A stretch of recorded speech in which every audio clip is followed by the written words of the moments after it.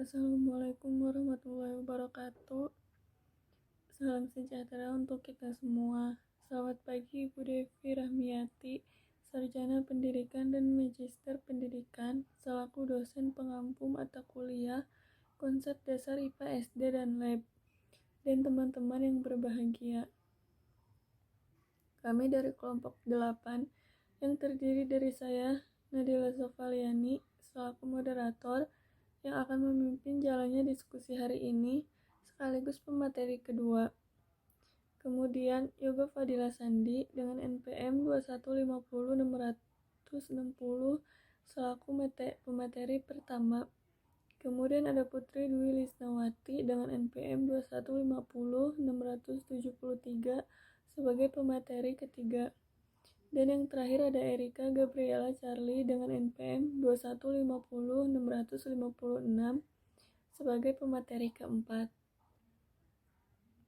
Pada hari ini kami akan mempresentasikan makalah kami yang berjudul Konsep Sistem Pencernaan dan Sistem Pernapasan Makhluk Hidup serta implikasinya dalam pembelajaran IPA SD.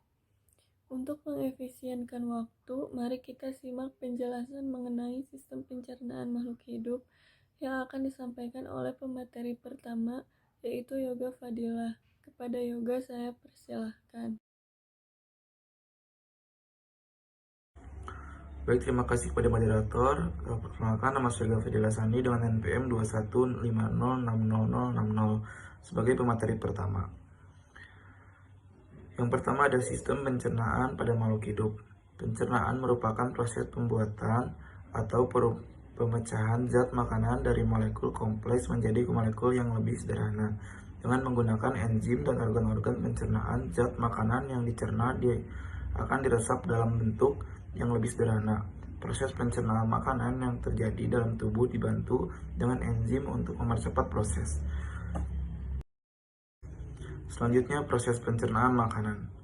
Proses pencernaan makanan dibagi menjadi 3, yaitu pencernaan fisik,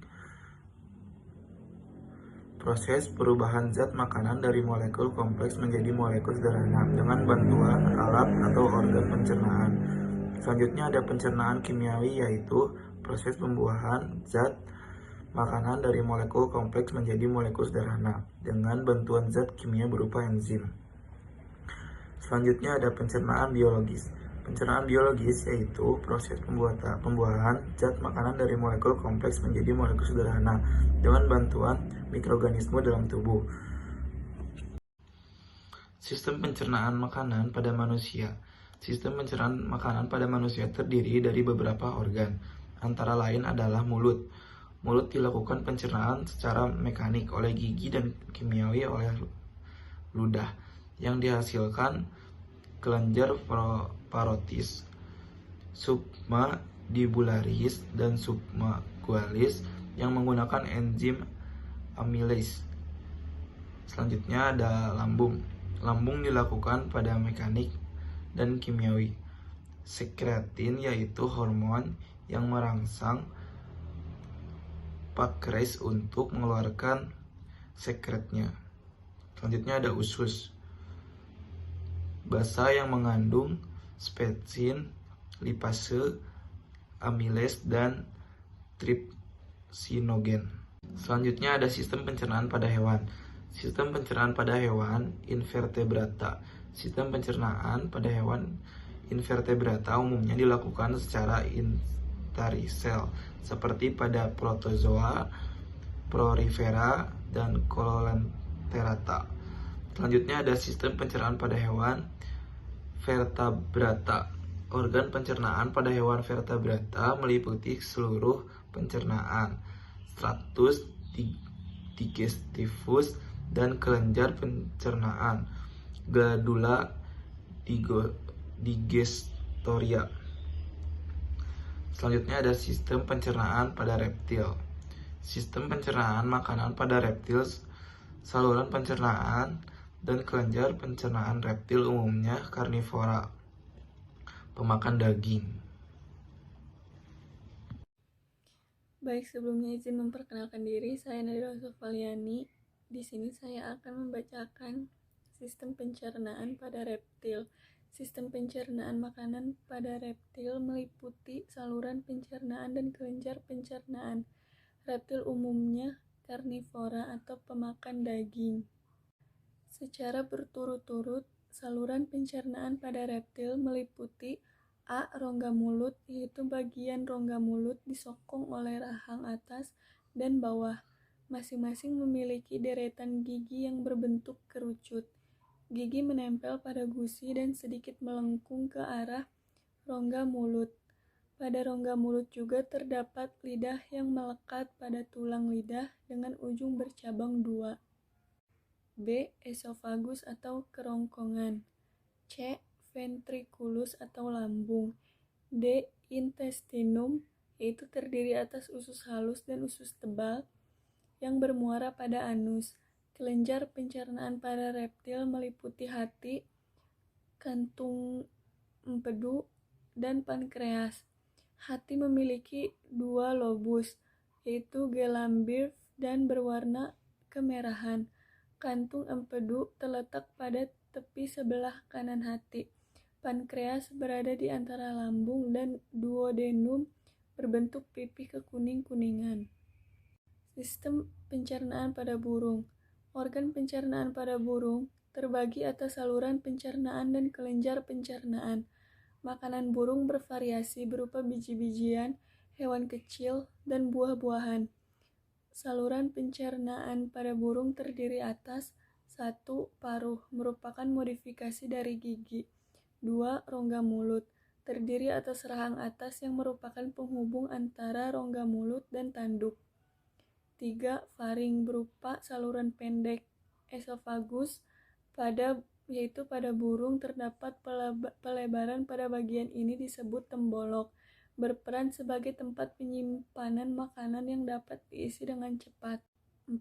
Lambung, terdiri atas proventriculus atau lambung kelenjar, banyak menghasilkan enzim pencernaan, dinding ototnya tipis.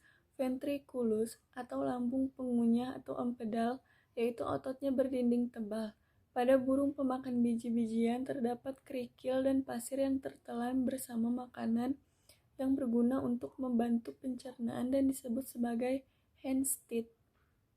5. Intestinum, yaitu terdiri atas usus halus dan usus. C. Sistem pencernaan pada tumbuhan. Tumbuhan juga memerlukan makanan untuk pertumbuhannya. Pencernaan berkaitan erat dengan kepentingan tersebut, yaitu proses pemecahan zat makanan menjadi yang lebih sederhana dan larut dalam air sehingga dapat diserap dan diedarkan ke seluruh tubuh. Macam-macam pencernaan tumbuhan. 1. Pencernaan ekstraseluler, yaitu proses pencernaan ini terjadi di luar sel dengan cara mengeluarkan enzim-enzim. 2. Pencernaan intraseluler, yaitu proses pencernaan ini terjadi di dalam sel. Contohnya pada seluruh tumbuhan tingkat tinggi. 2. Ada sistem pernapasan pada makhluk hidup. A. Pengertian pernapasan atau respirasi adalah suatu proses mulai dari pengambilan oksigen, pengeluaran karbohidrat, hingga penggunaan energi di dalam tubuh.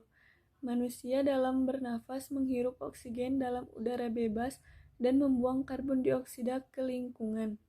Respirasi dapat dibedakan atas dua jenis, yaitu respirasi luar, merupakan pertukaran antara O2 dan CO2 antara darah dan udara. Respirasi dalam merupakan pertukaran O2 dan CO2 dari aliran darah ke sel-sel tubuh. Dalam mengambil nafas ke dalam tubuh dan membuang nafas ke udara, dilakukan dengan dua cara pernafasan, yaitu 1. Respirasi atau pernafasan dada, terdiri dari otot antar tulang rusuk luar berkontraksi atau mengerut, lalu tulang rusuk terangkat ke atas. Yang terakhir, rongga dada membesar yang mengakibatkan tekanan udara dalam. 2. Respirasi atau pernafasan perut, terdiri dari otot diafragma pada perut mengalami kontraksi. Yang kedua ada diafragma datar. Yang terakhir, volume rongga dada menjadi besar yang mengakibatkan tekanan udara pada dada mengecil sehingga udara masuk ke paru-paru. Sekian penjelasan dari saya. Terima kasih. Terima kasih kepada moderator yang telah mengizinkan saya untuk berbicara. Sebelumnya, perkenalkan saya Putri Dwi Lisnawati dengan NPM 215060073 sebagai pemateri ketiga yang akan memaparkan mengenai sistem pernafasan pada manusia. Sistem pernafasan manusia terdiri dari hidung, faring, trakea, bronkus, bronkiolus, dan juga paru-paru. Selanjutnya, sistem pernafasan pada hewan. Yang pertama ada trakea. Trakea merupakan sistem pernafasan yang sederhana, berbeda dengan alat pernafasan hewan-hewan lainnya. Sistem ini biasanya menyalurkan oksigen secara langsung ke seluruh tubuh serangga. Yang kedua ada insang. Insang pada ikan berfungsi menyaring oksigen yang ada di air. Insang berbentuk lembaran tipis yang banyak. Organ ini terdapat di sisi kanan dan kiri kepala ikan. Insang memiliki banyak pembuluh darah. Pembuluh darah ini segera mengambil oksigen yang ada di air. Yang ketiga ada kulit. Kulit merupakan alat pernafasan cacing dan beberapa hewan lainnya. Hewan amfibi seperti salamander mengandalkan kulit untuk mengambil oksigen. Yang keempat ada paru-paru. Mamalia, burung, dan beberapa amfibi menggunakan paru-paru sebagai organ pernafasan. Paus dan lumba-lumba merupakan contoh mamalia laut. Meskipun mereka tinggal di habitat air laut, kedua jenis mamalia ini juga memiliki paru-paru. Untuk mendapatkan oksigen, mereka sesekali muncul ke permukaan. Selanjutnya, bagian-bagian dari sistem pencernaan dan sistem pernafasan pada makhluk hidup. Alat-alat pernafasan pada manusia. Yang pertama ada rongga hidung atau cavum nasalis. Udara dari luar akan masuk lewat rongga hidung atau cavum nasalis. Rongga hidung berlapis selaput lender yang di dalamnya terdapat kelenjar minyak atau kelenjar sabasea. Selaput lender berfungsi menangkap benda asing yang masuk lewat saluran pernafasan. Selain itu, terdapat juga rambut pendek dan tebal yang berfungsi menyaring partikel kotoran yang masuk bersama udara. Juga terdapat konka yang mempunyai banyak kapiler darah yang berfungsi menghangatkan udara yang masuk. Di sebelah belakang rongga hidung terhubung dengan nosofaring melalui dua lubang yang disebut choanae. Pada permukaan rongga hidung terdapat rambut-rambut halus dan selaput lendir yang berfungsi untuk menyaring udara yang masuk. Yang kedua ada tenggorokan atau faring. Faring merupakan percabangan dua saluran, yaitu saluran pernafasan atau nasofaring pada bagian depan dan saluran pencernaan atau orofaring pada bagian belakang. Pada bagian belakang faring atau posterior terdapat laring atau tekak, tempat terletaknya pita suara atau pita vokalis. Masuknya udara melalui faring akan menyebabkan pita suara bergetar dan terdengar sebagai suara. Fungsi utama faring adalah menyediakan saluran bagi udara yang masuk dan juga sebagai jalan makanan dan minuman yang ditelan. Faring juga menyediakan ruang dengung untuk suara percakapan. Yang ketiga ada batang tenggorokan atau trakea. Tenggorokan berupa pipa yang panjang, kurang lebih 10 cm, terletak sebagian di leher dan sebagian di rongga dada atau torak. Dinding tenggorokan tipis dan kaku, dikelilingi oleh cincin tulang rawan, dan pada bagian dalam rongga bersilia, silia-silia ini berfungsi menyaring benda-benda asing yang masuk ke saluran pernafasan. Batang tenggorokan atau trakea terletak di sebelah depan kerongkongan. Di dalam rongga dada, batang tenggorokan bercabang menjadi dua cabang tenggorok atau bronkus. Di dalam paru-paru, cabang tenggorok bercabang-cabang lagi menjadi saluran yang sangat kecil yang disebut bronkiolus. Ujung bronkiolus berupa gelembung kecil yang disebut gelembung paru-paru atau alveolus. Selanjutnya ada pangkal tenggorokan atau laring. Laring merupakan suatu saluran yang dikelilingi oleh tulang rawan. Laring berada di antara orofaring dan trakea, di depan lariofaring. Salah satu tulang rawan pada laring disebut epiglotis. Epiglotis terletak di ujung bagian pangkal laring. Laring diselimuti oleh membran mukosa yang terdiri dari epitel berlapis pipih yang cukup tebal sehingga kuat untuk menahan getaran-getaran suara pada laring. Fungsi utama laring adalah menghasilkan suara dan juga sebagai tempat keluar masuknya udara. Pangkal tenggorok disusun oleh beberapa tulang rawan yang membentuk jakun. Pangkal tenggorok dapat ditutup oleh katup pangkal tenggorok atau epiglotis. Pada waktu menelan makanan, katup tersebut menutup pangkal tenggorok dan pada waktu bernafas, katup membuka. Pada pangkal tenggorok terdapat selaput suara yang akan bergetar bila ada udara dari paru-paru, misalnya pada waktu kita berbicara. Oke, selanjutnya ada cabang batang tenggorokan atau bronkus. Tenggorokan atau trakea bercabang menjadi dua bagian, yaitu bronkus kanan dan bronkus kiri. Struktur lapisan mukosa bronkus sama dengan trakea, hanya tulang rawan bronkus bentuknya tidak teratur dan pada bagian bronkus yang lebih besar, cincin tulang rawannya melingkari lumen dengan sempurna. Bronkus bercabang-cabang lagi menjadi bronkiolus. Batang tenggorokan bercabang menjadi dua bronkus, yaitu bronkus sebelah kiri dan bronkus sebelah kanan. Kedua bronkus menuju paru-paru, bronkus bercabang lagi menjadi bronkiolus. Dan bronkus sebelah kanan atau bronkus primer bercabang menjadi tiga bronkus lobaris atau bronkus sekunder. Sedangkan bronkus sebelah kiri bercabang menjadi dua bronkiolus. Selanjutnya ada paru-paru atau pulmo. Paru-paru terletak di dalam rongga dada bagian atas. Di bagian samping dibatasi oleh otot dan rusuk dan di bagian bawah dibatasi oleh diafragma yang berotot kuat. Paru-paru ada dua bagian, yaitu paru-paru kanan atau pulmodexter yang terdiri atas 3 lobus dan paru-paru kiri atau pulmosinister yang terdiri atas 2 lobus. Paru-paru dibungkus oleh dua selaput yang tipis disebut pleura. Selaput bagian dalam yang langsung menyelaputi paru-paru disebut pleura dalam pleura visceralis dan selaput yang menyelaputi rongga dada yang bersebelahan dengan tulang rusuk disebut pleura luar. Paru-paru tersusun oleh bronkiolus, alveolus, jaringan elastik, dan pembuluh darah.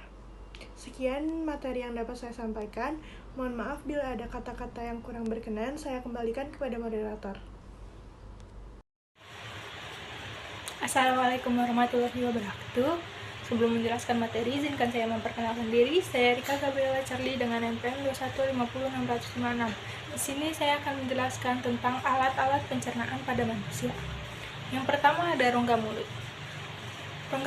Mulut merupakan saluran pertama yang dilalui makanan. Pada rongga mulut dilengkapi alat pencernaan dan kelenjar pencernaan untuk membantu pencernaan makanan. Pada mulut terdapat yang pertama ada 1 gigi. Gigi memiliki fungsi memotong, mengoyak, dan menggiling makanan menjadi partikel yang kecil-kecil. Yang kedua ada lidah, memiliki peran mengatur letak makanan di dalam mulut serta mengecap rasa makanan. Yang ketiga ada kelenjar ludah. Ada 3 kelenjar ludah pada rongga mulut. Ketiga kelenjar ludah tersebut menghasilkan ludah setiap hari sekitar 1-2,5 liter. Kandungan ludah pada manusia adalah air, mukus, enzim amilase, zat antibakteri, dan lain-lain. Fungsi ludah adalah melumasi rongga mulut serta mencerna karbohidrat menjadi disakarida. Yang kedua ada esofagus atau kerongkongan. Kerongkongan merupakan saluran yang menghubungkan antara rongga mulut dengan lambung. Pada ujung saluran esofagus setelah mulut terdapat daerah yang disebut faring. Pada faring terdapat flap yaitu epiglotis yang mengatur makanan agar tidak masuk ke trakea atau tenggorokan. Fungsi esofagus adalah menyalurkan makanan ke lambung agar makanan dapat berjalan sepanjang esofagus. Terdapat gerakan peristaltik sehingga makanan dapat berjalan menuju lambung. Alat pencernaan yang ketiga ada lambung. Lambung adalah kelanjutan dari esofagus, berbentuk seperti kantung. Lambung dapat menampung makanan 1 liter hingga mencapai 2 liter. Dinding lambung disusun oleh otot-otot yang berfungsi menggerus makanan secara mekanik melalui kontraksi otot-otot tersebut. Ada 3 jenis otot polos yang menyusun lambung, yaitu otot memanjang, otot melingkar, dan otot menyerong. Selain pencernaan makanan, pada lambung terjadi pencernaan kimiawi dengan senyawa kimia yang dihasilkan oleh lambung. Senyawa kimiawi yang dihasilkan lambung adalah yang pertama ada HCl, fungsinya mengaktifkan pepsinogen menjadi pepsin, sehingga disinfektan serta merangsang pengeluaran hormon sekretin dan kolesistokinin pada usus halus. Yang kedua ada lipase. Fungsinya memecahkan lemak menjadi asam lemak dan gliserol, namun lipase yang dihasilkan sangat sedikit. Yang ketiga ada renin. Fungsinya mengendapkan protein pada susu atau kasein dari ASI hanya dimiliki bayi. Yang terakhir ada mukus. Fungsinya melindungi dinding lambung dari kerusakan akibat asam HCl.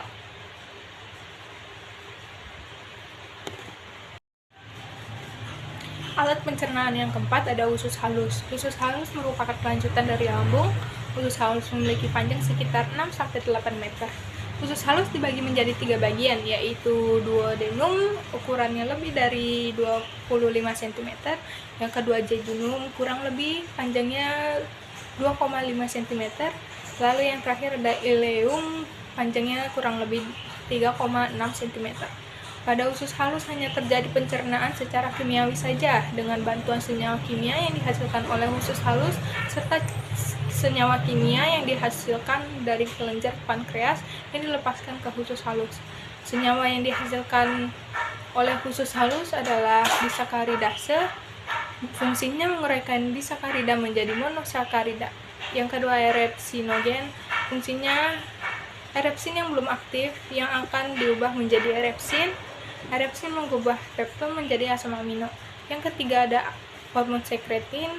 Merangsang kelenjar pankreas mengeluarkan senyawa kimia yang dihasilkan oleh usus halus. Yang terakhir ada hormon CCK, merangsang hati untuk mengeluarkan cairan empedu ke dalam usus halus. Alat pencernaan yang kelima ada usus besar. Usus besar merupakan usus yang memiliki diameter lebih besar dari usus halus, memiliki panjang 1,5 meter dan berbentuk seperti huruf U yang terbalik. Usus besar dibagi menjadi 3 daerah, yaitu kolon ascendant, kolon transversum, dan kolon descendant. Fungsi kolon adalah yang pertama menyerap selama proses pencernaan, yang kedua tempat dihasilkannya vitamin K dan vitamin H atau biotin sebagai hasil simbiosis dengan bakteri usus misalnya E. coli. Yang ketiga membentuk massa feses. Yang keempat mendorong sisa makanan hasil pencernaan feses keluar dari tubuh. Alat pencernaan yang terakhir ada rektum dan anus. Anus merupakan lubang tempat pembuangan feses dari tubuh.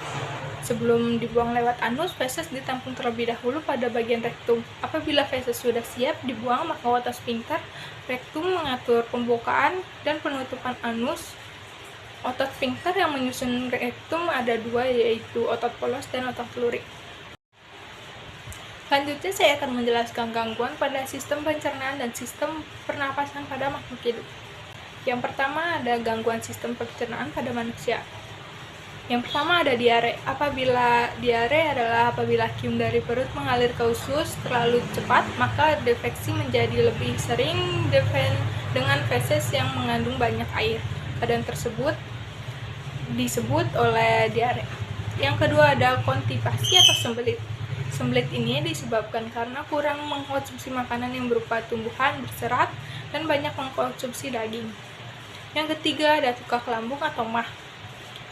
Dinding lambung diselubungi mukus yang di dalamnya juga terkandung enzim.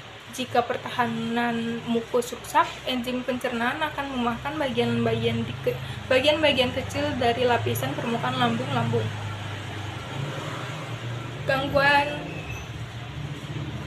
Selanjutnya ada gangguan sistem pernafasan. Yang pertama ada asma.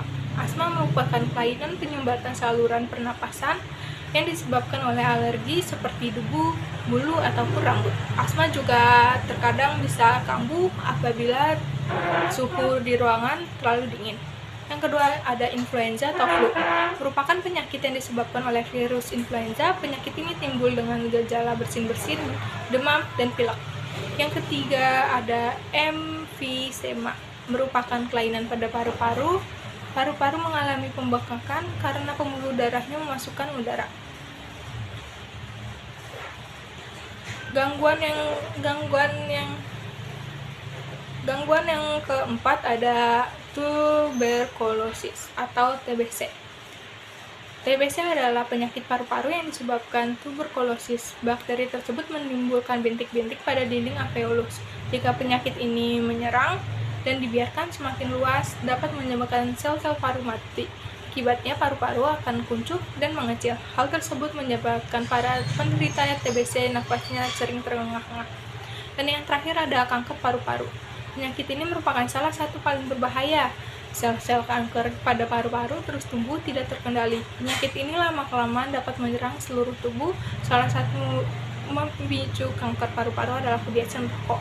Rokok dapat memicu terjadinya kanker paru-paru dan kerusakan paru-paru. Materi selanjutnya adalah implikasi dalam pembelajaran DSD. Implikasi dalam pembelajaran IPA SD yaitu memudahkan siswa dalam memahami materi sistem pernapasan dan pencernaan makhluk hidup dengan baik dan benar, dan juga mengajak siswa terlibat aktif dalam memahami materi sistem pernapasan dan pencernaan makhluk hidup dan mengenal perbedaan pernapasan dan pencernaan dari makhluk hidup. Sekian penjelasan materi dari saya kembalikan kepada moderator. Baiklah teman-teman semua, sekian penjelasan materi dari kelompok kami terkait materi konsep sistem pencernaan dan sistem pernapasan makhluk hidup serta implikasinya dalam pembelajaran IPA SD. Sebelumnya izinkan saya untuk membacakan kesimpulan dari materi ini. Sistem pencernaan merupakan proses memperhalus makanan menjadi bentuk yang dapat diserap oleh tubuh, dan sistem pernapasan merupakan suatu proses mulai dari pengambilan oksigen, pengeluaran karbohidrat, hingga penggunaan energi di dalam tubuh. Kedua sistem tersebut memiliki fungsi utama yang berbeda-beda. Seperti sistem pencernaan fungsinya untuk mencerna makanan, dan sistem pernafasan fungsinya dalam manusia untuk menghirup oksigen dalam udara bebas dan membuang karbon dioksida di lingkungan. Organ-organ penyusun sistem pencernaan pada manusia terdiri atas rongga mulut, kerongkongan, lambung, pankreas, usus, dan anus. Sistem pernafasan juga memiliki alat-alat pernafasan yang memiliki peranan penting pada manusia yang terdiri dari rongga hidung, faring-laring, trakea, bronkus, bronkiolus, dan alveolus. Demikianlah kesimpulan yang dapat saya sampaikan. Kami dari kelompok 8 izin pamit undur diri. Terima kasih atas perhatiannya teman-teman semua, dan mohon maaf apabila ada kesalahan baik perkataan ataupun perbuatan. Semoga bermanfaat. Akhirul kalam. Wassalamualaikum warahmatullahi wabarakatuh.